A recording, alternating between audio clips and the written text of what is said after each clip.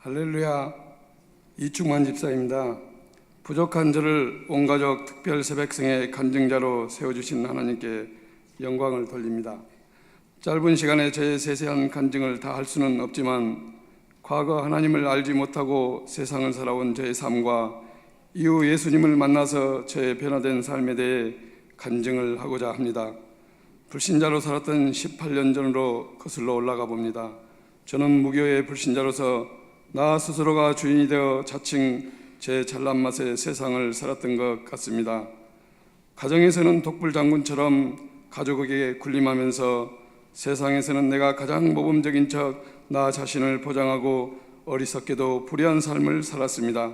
대다수 많은 사람들처럼 물질이 있어야 세상에서 사람답게 살 수 있으며 그것이 인생의 기준이 되고 복을 받았다는 척도로 생각하며 나름대로 열심히 직장 생활을 하였습니다.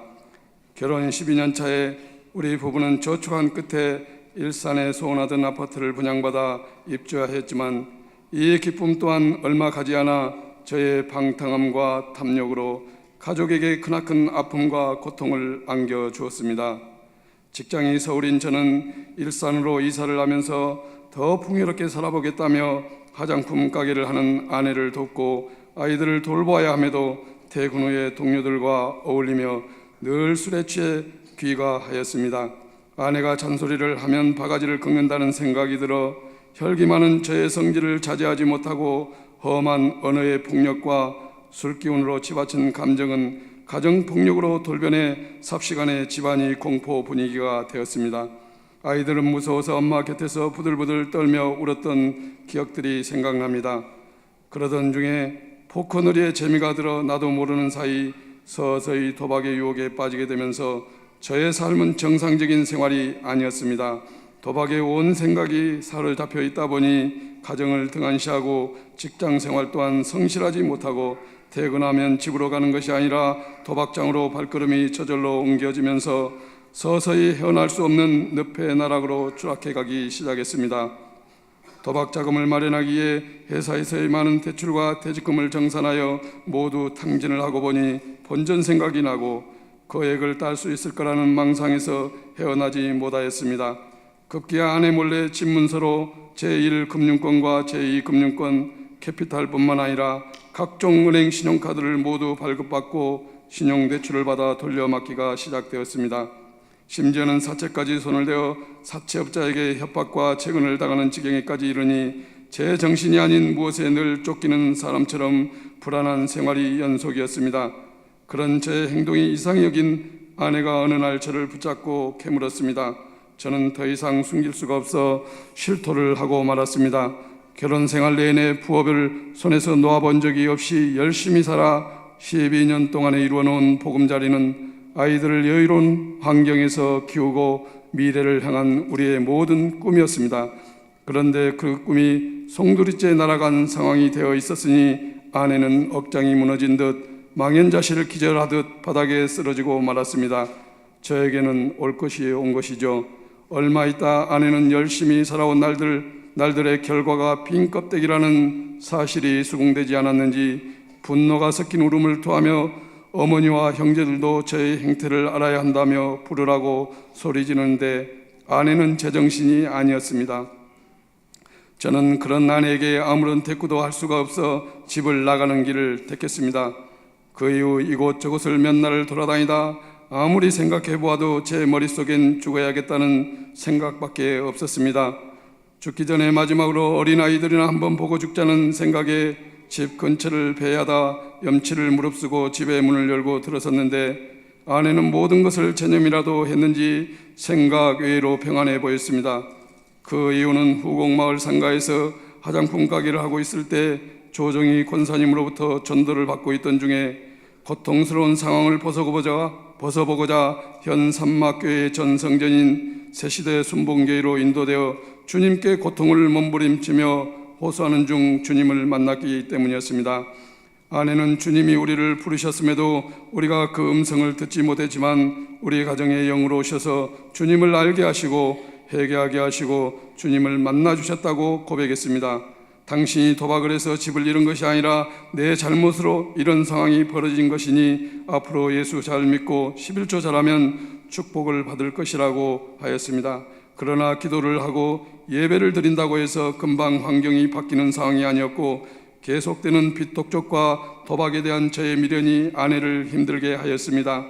아내는 집에 권사님께 예배를 청하였고 목사님을 모시고 예배를 드렸다고 합니다. 그때 목사님께서 제 이름을 묻자 아내가 이요만이라고 하니까 이요만이 뭐야? 지금부터 이충만으로 바꿔 불러요 라고 하셨답니다. 목사님께서는 아내에게 남편이 도박하고 돌아오면 잔소리하지 말고 집에 들어오면 잘해주라는 권면의 말씀을 하셔서 순종하려고 예를 썼습니다. 그렇지만 아파트를 10개월 만에 빚으로 넘겨주고도 모자라서 남은 빚과 새방에서 살면서 지속적으로 도박을 하는 저를 자신의 의지로는 용납할 수 없는 일이었습니다. 담임 목사님께서 또다시 남편이 도박한다고 하면 돈 주고 집사님은 교회에 와서 기도해 라고 말씀하셔서 순종하기에 몸부림치며 죽을 만큼 기도했더니 마음에 평강이 오고 제가 믿기보다 불쌍하다는 생각이 들었다고 하였습니다. 그 후 저는 아내의 간곡한 부탁으로 새시대 순복음교회에 나가게 되었습니다. 난생 처음 교회라는 곳에 들어서니 어색하기가 마치 소가 도축장에 끌려온 기분이 들면서 목사님의 설교가 귀에 전혀 들리지 않았습니다. 처음에 설교가 귀에 들리지 않았지만 아내가 교회에 나가야만 살 길이라고 말했기 때문에 한 번, 두 번 따라 출석하면서 어느 순간 목사님의 설교 말씀이 저를 향해 하시는 말씀 같아 마음에 부딪히면서 찔리기 시작하였습니다. 나도 모르게 눈에서 눈물이 나기 시작하고 누군가 볼까봐 볼에 흐르는 눈물을 몰래 닦아내곤 했던 기억이 납니다.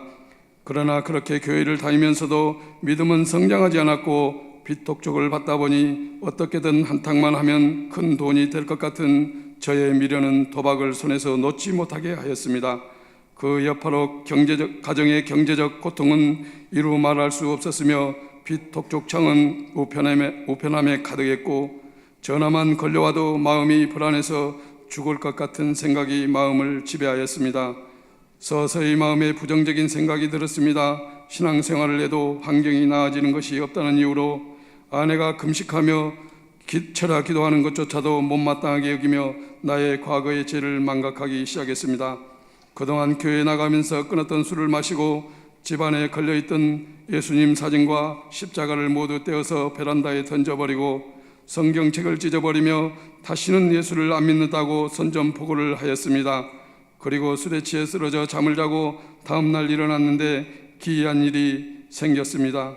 샤워를 하고 나오는 제 등을 보고 아내는 깜짝 놀라며 어디 가서 싸우고 왔느냐고 물었습니다. 거울 앞에 가서 등을 보라고 하여서 제 등을 거울에 비춰보았더니 해초리로 등을 맞은 것처럼 뻘겋게 6줄의 채찍 자국이 등 전체에 생겨있는 것을 보고 깜짝 놀랐습니다. 다음날 다시 2줄이 또 생기면서 6줄은 연두색으로 변해 딱지가 앉은 것 같이 변해 있는 것을 보고 아내도 놀라고 저도 소름이 돋을 정도로 놀랐습니다. 예수님을 욕되게 한 저의 행동에 대해 크게 회개하고 목사님께 말씀드렸더니 목사님께서 하시는 말씀이 이충만 성도를 하나님께서 너무 사랑하셔서 회개할 기회를 증표로 주신 것이니 앞으로 예수 잘 믿으라고 말씀해 주셨습니다. 그날에 주님이 주신 표적은 이 시간까지 오는 여정 중에 주님께 뿌리를 두는 신앙의 큰 역할을 하게 되었습니다. 지금까지 신앙생활을 하며 아내는 밥 먹는 시간보다 금식을 하는 시간이 더 많았습니다. 아내의 밤을 새며 드렸던 눈물의 기도와 영의 양식을 먹이시고 견디기 힘든 시기마다 사랑과 은혜의 손길을 기하신 일성 담임 목사님을 통해 저는 받았습니다. 산막교회 출석한 지 18년 그리고 이제 새 사람이 된 지 10년이 넘었습니다. 그동안 교통팀장으로 봉사하고 지금은 목사님의 안전을 책임지는 안전팀 팀장으로 봉사하고 있습니다. 죄인 중에 괴수를 하나님의 백성으로 만들어주신 주님께 영광을 올려드리기를 주저할 방법이 없음을 이 시간 고백합니다. 아브라함을 아브라함으로 변화시켜 주시고 야곱을 이스라엘로 만들어주신 주님이 선견자의 능력을 부여하신 목사님께 저를 맡기셔서 이오만에서 이충만의 영적인 삶으로 이끌어 주셨습니다.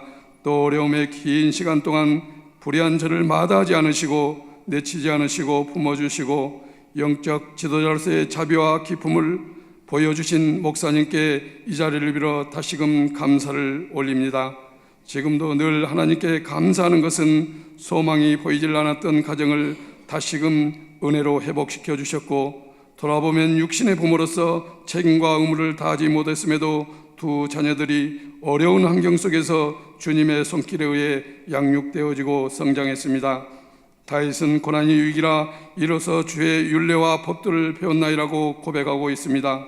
지난날의 아픈 상처와 어려운 시기에 주님이 주셨던 은혜를 간증으로 간증하며 감사할 수 있다는 것은 주님만이 이룰 수 있는 능력의 역사와 섭리인 것을 고백합니다. 아내는 저에게 늘 말합니다. 하나님은 역전의 하나님이시고 눈물의 기도를 들어주시고 우리의 고통을 해결하시는 참 좋으신 하나님이라고 말합니다. 특히 요만을 이충만으로 바꿔주신 하나님은 작품 중에서도 걸작을 만들기를 좋아하시는 하나님이라고 말합니다. 앞으로 오직 예수님 한 분만을 믿으며 의지하며 감사하며 축복의 통로자, 비전의 통로자, 복음의 통로자로 살아가기를 소망하며 다시 한번 주님께 큰 영광을 돌립니다. 감사합니다.